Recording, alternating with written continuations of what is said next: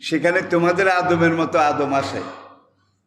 সেই সব আসমানে তোমাদের নূহের মতো নূহ আসে। সেই সব আকাশে তোমাদের নবীর মতো নবী আসে। তবে সেগুলো তোমাদের জানার, তোমাদের পর্যবেক্ষণের বাহিরে। আলহামদুলিল্লাহি রাব্বিল আলামিন। সাবা সামাওয়াতিন তেবাকা, স্তরে স্তরে, তবকা তবকা। এটা বুঝেছেন তো? আমি এই আসমানটাকে 7 তালা করে সৃষ্টি করেছি। একটা হাদিসে নবীজি বলেছেন, তোমরা এখানে যেরকম আসো, এখানে জীবজন্তু, মানব দানব, ঘর সংসার আছে। তোমাদের এই আসমান, জমিন থেকে প্রথম আসমানের দূরত্ব যে দূর, আই রিপিট, জমিন থেকে প্রথম আসমানের দূরত্ব মানে প্রথম আসমানের প্রথম ছাদের নিচের পিঠ, এইটা দূরত্ব যে দূর। প্রথম আসমানটার পুরুত্ব তার চাইতে 70,000 গুণ বেশি। পুরুত্ব, দবজ পুরুত্ব। জমিন থেকে প্রথম আসমানের উপরের পিঠ, এটা দূরত্ব যে দূর। সেখান থেকে দ্বিতীয় আসমানের দূরত্ব তার চাইতে 70,000 গুণ বেশি। এইভাবে 7 আসমানের দূরত্ব মাপেন না। বিজ্ঞানীরা এটা স্বীকার করে যে এর পরে আবার স্বাদ আছে কিনা, সেখানে মাখলুক আছে কিনা, এটা তাদের কারো জানা নাই। কিন্তু হাদিসে নবীজি বলেছেন, সেখানে তোমাদের আদমের মতো আদম আসে। সেই সব আসমানে তোমাদের নূহের মতো নূহ আসে। সেই সব আকাশে তোমাদের নবীর মতো নবী আসে। তবে সেগুলো তোমাদের জানার, তোমাদের পর্যবেক্ষণের বাহিরে, অনেক দূরে। তাহলে সেখানেও দেখা যায় কিছু আছে। এই যে 7টা আসমান আপনি পার হবেন, আমি বলেছি জমিন থেকে সপ্তম আসমান, শেষ ছাদ উপরের, এইটার নিচের পিঠে দূরত্ব যে দূর। সেখান থেকে সিদরাতুল মুনতাহার দূরত্ব তার চাইতে 70,000 গুণ বেশি। খাইছে সিদরাতুল মুনতাহা, যেখানে গিয়ে জিবরাইল সারেন্ডার করেছে, জি ইয়া রাসূলুল্লাহ মাইতো আর সেক্তা নিহি, হুজুর আমার হ্যান্ডম শেষ। হ্যান্ডম বুঝেন তো, আমি আর এর উপরে যেতে পারবো না। নবী তখন বললেন, ভাই জিবরাইল, কোথায়? কাবাগরের বাবে উম্মেহানি গেট, সেখান থেকে আমাকে নিয়ে এসেছ। বাইতুল মাকদাস পেরিয়ে, 7 আসমান পেরিয়ে, আলমে নাসুত মালাকুত পেরিয়ে, সিদরাতুল মুনতাহা এখানে এসে তুমি বলো যে আমি আর যাইতে পারবো না, তাইলে আমার কি হবে? এখন জিবরাইল বললেন, আমার প্লেনও আর আমার উড়োজাহাজও এখান থেকে আর উপরের দিকে যেতে পারবে না। তাইলে পাইলটও সারেন্ডার করেছে। আর যেই বোরাক, যেই বিমান, এটার গতি ছিল কমপক্ষে 1,86,000 মাইল সেকেন্ডে। এখনকার জঙ্গি বিমান ঘন্টায় নয় 500 মাইল যায় ঘন্টায়, আর বোরাকের গতি ছিল সেকেন্ডে 1,86,000 মাইল। কেমন লাগে? তখন জিবরাইল বললেন, এখান থেকে উপরের দিকের জগৎটা আমার ধরা ছোঁয়ার বাইরে। আমি যে লহে মাহফুজ থেকে ওহী আনি, এই পর্যন্ত এসে উকি মারি। আল্লাহ লহে মাহফুজের পর্দাটা সরাই দেন। আমি এখান থেকে লহে মাহফুজ দেখে আল্লাহ যে দূর থেকে যে দূর নাজিল করতে বলে আপনার কাছে, আমি জিবরাইল সেখান থেকে সে দূর সেই কয়টা আয়াত আপনার কাছে পৌঁছাই দিই লহে মাহফুজ থেকে। এখন নবী একটু অপ্রস্তুত হয়ে গেলেন। পাইলটও যাবে না, বিমানও যাবে না। আমার গন্তব্য কোথায়? আমাকে কোথায় যাওয়া লাগবে? তখন জিবরাইল বললেন যেই অনন্ত বিশ্ব চরাচরের মালিক রব্বুল আলামিন তিনি আপনাকে দাওয়াত করেছেন। আসরা বিআবদিহি লাইলাম মিনাল মসজিদিল হারাম ইলা মসজিদিল আকসা, এই হলো সফর শুরু। তাহলে দেখা যায় মহান মালিক তার সবচেয়ে প্রিয় বন্ধুকে তার বাড়িতে দাওয়াত দিয়েছেন, ইনভাইট করেছেন। এখন সেই মহান মালিক প্লেনও পাঠিয়েছেন, প্লেনের পাইলটও পাঠিয়েছেন। ওই পর্যন্ত যাওয়ার পরে এইবার নবী বলেন কদ্দুর আসা হয়েছে, আর কদ্দুর বাকি আছে। জিবরাইল ছোট্ট করে বললেন, মোট রাস্তার 70,000 ভাগের 1 ভাগ আসছি, বাকি 69,000 ভাগ সামনে। খাইছে রে খাইছে। এখন জিবরাইল তার রকেট নিয়ে হুজুর আমি যাই, আসসালাম আলাইকুম। জিবরাইল চলে গেছে, বোরাকও চলে গেছে। হুজুর বলেন আমার শরীরটা একটু সমসম করে উঠছে, পশমগুলা লোমকূপে শিহরণ জেগেছে, আমার একটু ভয় ভয় লাগে। তখন দেখি যে আমার দুনিয়ার সবচেয়ে বড় আপনজন আবু বকর এসে আমাকে সালাম দিলেন। কোথায়? সিদরাতুল মুনতাহা। কিরে আবু বকর এখানে কেমনে এলো?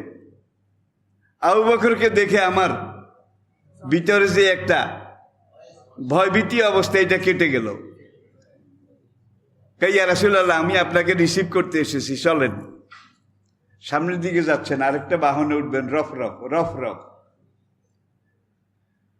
রফ রফে উঠে এইটা আল্লাহ পাকের আরশে আজিম, সেখানে গিয়ে ল্যান্ড করলো, অবতরণ করলো।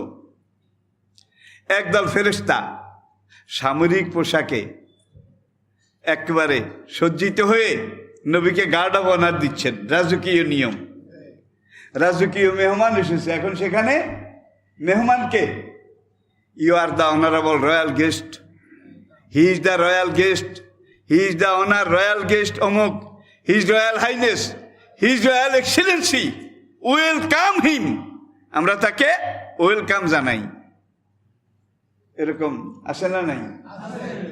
বঙ্গভবনের গেট দিয়ে, গণভবনের গেট দিয়ে ঢুকার আগে গেটে একদল চৌকস সামরিক বাহিনী, তারা এখানে গার্ড অফ অনার দিয়ে তারপরে মেহমানকে প্রেসিডেন্টের কাছে নিয়ে যায়, প্রধানমন্ত্রীর কাছে নিয়ে যায়। ঠিক কিনা বলেন? হুজুর বলে এখানে যখন আমি রফরফ থেকে নামবো, আমার গা আবার একটু সমসম করে উঠলো। ওখান থেকে আবু বকর উঠেই দিছে, খেয়াল আছে তো? আপনি এটা তো উঠে যান। এখানে এসে এখন নবী আবার কোনো বর্ণনায় সে আবু বকরের জায়গায়, হুজুর যখন হেঁটে সামনের দিকে যাচ্ছেন রফরফে আরোহণ করার জন্যে, তখন হযরত বেলালের কাঠের খড়ম, স্যান্ডেল চট্টর চট্টর চট্টর চট্টর হুজুর হাঁটে। এখন দেখে যে বেলালের খড়মের আওয়াজ শোনা যায়। যেই বেলাল দিনে 5 বার কাঠের খড়ম পাই দিয়ে চট্টর চট্টর করে মসজিদে নববীতে আসতেন, আজান দিতেন, মুয়াজ্জিনি করতেন, আবার এই কাঠের খড়ম পাই দিয়ে যাইতেন। এই কাঠের বেলালের খড়মের আওয়াজটা নবীজির খুব পরিচিত। এখন যখন বেলালের খড়মের আওয়াজ পাইছে হুজুরে, এখানে তো আবার বেলাল, ওখানে আবু বকর, এখানে বেলাল। বলে যে আমি আবার একটু স্বাভাবিক হইলাম, ভয়টায় আশঙ্কাইটা কেটে গেল। এইবার আমি আল্লাহ পাকের খোদাই সিংহাসন, আল্লাহ পাকের আরশের মুখামুখি হলাম। আরশের মুখামুখি হওয়ার পরে এইবার আরশের মালিক ফেরেশতারা আমাকে গার্ড অফ অনার দিয়ে বলল, আত্তাহিয়াতু লিল্লাহি ওয়াস সালাওয়াতু ওয়াত তাইয়্যিবাত, he is the honourable royal guest, his royal excellency, his royal highness, we welcome him. এইবার বাড়ির মালিক চিনতেন তো? যখন মেহমান করে সামনাসামনি গিয়ে উপনীত হলেন, ফেরেশতারা গার্ড অফ অনার দিয়ে ফেললো, আত্তাহিয়াতু লিল্লাহি। এইবার বাড়ির মালিক, ঘরের মালিক, যিনি মেহমানকে দাওয়াত করেছেন, বিমান পাঠিয়ে, রফরফ পাঠিয়ে তার রাজধানীর আরশে আজিমের এখানে এনেছেন। এখন আরশের মালিক বলেন, আসসালামু আলাইকা আইয়ুহান নবী, হে আমার প্রিয় নবী, আপনাকে আমি আল্লাহ সালাম দিচ্ছি, আপনার উপরে সালাম রহমত বরকত বর্ষিত হোক।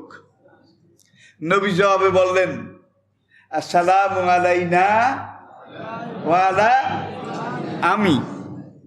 আজকে যারা আমার উম্মত আছে, কিয়ামত পর্যন্ত আমার উম্মত যারা আসবে, সবার পক্ষ থেকে বললাম, ওয়া আলাইকা সালাম ইয়া রাব্বি। আমি আপনার সালামের জবাব দিলাম, কিয়ামত পর্যন্ত সর্বশেষ উম্মত তাদের পক্ষ থেকে আপনাকে সালাম দিলাম। তাইলে সেখানে গিয়েও তো নবী উম্মতকে ভুলেন নাই নাকি? মেরাজ থেকে ফিরে এসে মসজিদে নববীতে যখন কথা হচ্ছিল মেরাজ সম্পর্কীয়, নবী ধারাবাহিক বর্ণনা, আমি এইভাবে গেছি, এইভাবে আসছি। আসসালামু আলাইকা আইয়ুহান নবী, আল্লাহ এই সালাম দেওয়ার পরে এইবার বলেন যে কাম কাম, ওয়েলকাম ওয়েলকাম, আসেন আসেন। হুজুর এগিয়ে গেলেন, যেতে যেতে একেবারে আরশের কাছে গেলেন। দানা ফাতাদাল্লা ফাকানা কাবা কাউসাইনে, ও আপনি একেবারে আরশের সাথে গিয়ে লাগলেন। আরশের মালিক বললেন, আরো কাছে বন্ধু, আরো কাছে আসেন, আরো কাছে আসেন।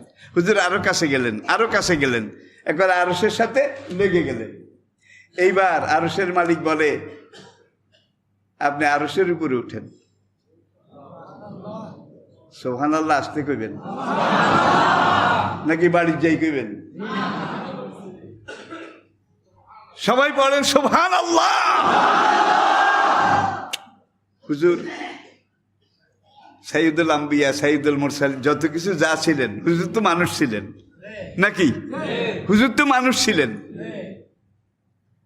ওমা ইয়ান্তিকু আনিল হাওয়া ইন হুয়া ইল্লা ওয়াহিয়ুই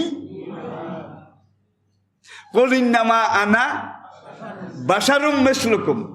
হে নবী, দুনিয়ার মানুষদেরকে বলে দেন, আমি তোমাদের মতো একজন মানুষ, এর বাইরে কিছু না। ইউহা, তোমাদের কাছে ওহি আসে না, কিন্তু আমার কাছে ওহি আসে, এই বেশকমের দূর, কিন্তু আমি তোমাদের মতো মানুষ।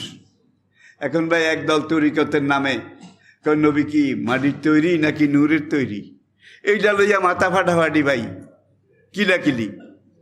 একদল কয় মাটির তৈরি, আরেক দল কয় না, মাটি রইলে এটা প্রেস্টিজ ইস্যু, নবী নূরের তৈরি। আচ্ছা, কবরের 3 প্রশ্নের মধ্যে বোধহয় কথা এইটা আসে। ফেরেশতারা জিজ্ঞেস করবে, তোমার নবী মাটির তৈরি না নূরের তৈরি? হাসরের মাঠে যে কড়ায় গন্ডায় চুল চেরা হিসাব হবে, সেখানে বোধহয় আল্লাহ জিজ্ঞেস করবে যে আমার হাবিব, তোমার নবী মাটির তৈরি না নূরের তৈরি? কি হাসরের মাঠে বোধহয় হিসাবের মধ্যে জিজ্ঞেস করবে? এটা কোনো জিজ্ঞাসার ব্যাপারই না, ঠিক কিনা বলেন? শেফ চলে না দুধ রোজ, ফরজ ওয়াজিবের সাথে দেখা নাই। আবার আরেক দল নামাজ পড়ে না, শরীয়ত মানে না, গাঁজার কলকি টানে নাকি? কয় আমরা আসল মারেফত করি, আসল মারেফত। আমাদের মারেফতে জাহিরি কোনো নামাজ নাই, রুকু সেজদার নামাজ নাই। কয় কি আছে? কয় মনের নামাজ পড়ো রহমান, মনের নামাজ, মনের নামাজ। নবী নামাজ পড়েছেন রুকু সেজদা কি? সল্লু কামার আইতুমুনি উসাল্লি, আমি যেভাবে রুকু সেজদা দিয়ে নামাজ পড়ি তোমরা সেইভাবে নামাজ পড়ো। এখন এরা তরিকার এমন কামেল আকমাল পূর্ণাঙ্গ দরজায় উঠেছে, এখন এরা রুকু সেজদার খেতাও কিলা না। হুজুর কি আরে, হুজুরের প্রত্যেকটা নিঃশ্বাসে মেয়েরাজ হয়, প্রত্যেক নিঃশ্বাসে বলে হুজুরের মেয়েরাজ হয়। হুজুরের নিঃশ্বাস থেকে গাজার গন্ধ আসে, শুধু সারাদিন গাজার কলকি টানে, আছে না নাই? কয়েক করে পীরে কামেল দস্তগীর শাইখুল ইসলাম, আফতাবে শরীয়ত, মাহতাবে তরিকত, হাজিয়ে জমান, অলিকুল শিরোমণি হজরত আল্লামা মাওলানা সাইয়দানা মুর্শেদানা অমুক সেরাকালি বদনা, মোজাদ্দাদি, নকশেবন্দি, খাতাগাদ্দি। ভাই আগেও লেজ পরে লেজ, কিন্তু বিশ্বের সেরা মানব, আল্লাহর পরে সৃষ্টির মধ্যে যিনি সবচেয়ে বড়, সৃষ্টির মধ্যে সবচেয়ে বড় কে? মুহাম্মদ রাসূল। তিনি রোমান সম্রাট, পারস্য সম্রাটের কাছে চিঠি লিখতেছেন। আপনারা দেখেন হাদিস খুলে, মি মুহাম্মদের রাসূলুল্লাহ, আল্লাহ রাসূল মুহাম্মদের পক্ষ থেকে রোমের বাদশার কাছে এই চিঠি। আল্লাহ রাসূল মুহাম্মদের পক্ষ থেকে পারস্য সম্রাটের কাছে এই চিঠি। সেখানে হযরত মাওলানা মুর্শিদানা সাইয়েদানা অলিকুল শিরোমণি, এই হলনা তলনা আরো কত কিছু আছে নাকি? মুলার সাইতে বিসি বড় হয়ে গেছে, ঠিক কিনা বলেন? তো কথাটা আমি এর জন্য বলছি, আরশের মালিক এবার বললেন আপনি আরশের উপরে উঠেন। হুজুর বললেন আমি আরেকটু অপ্রস্তুত হয়ে গেলাম, শত হলো তো আমি মানুষ, আমি মাখলুক, আর এটা খালেকের সিংহাসন। ওয়াসি'a কুরসিয়ুহু সামাওয়াতি আর রহমান আলাল আরশিস, রহমান আরশের উপরে উপবিষ্ট। এইবার রহমান দ্বিতীয়বার বললেন কাম কাম। হুজুর আরো কাছে গেলেন, আরো কাছে, আরো কাছে গেলেন। আরশের মালিক এবার বললেন আপনি আরশের উপরে উঠেন। আল্লাহু আকবার, আপনি আমার আরশের উপরে উঠেন। হুজুর বললেন আসি তো, কেন ডাকছেন, কি বলবেন, কি হুকুম করবেন করেন, আসি তো।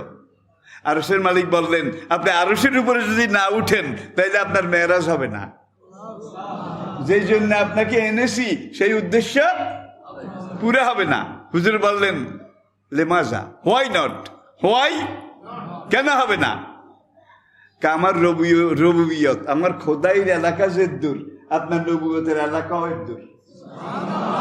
আমি এক কথায় বলে দিলাম, আমি খোদাইর এলাকা যে দূর, আপনি নবীর নবুয়তের এলাকাও এর দূর।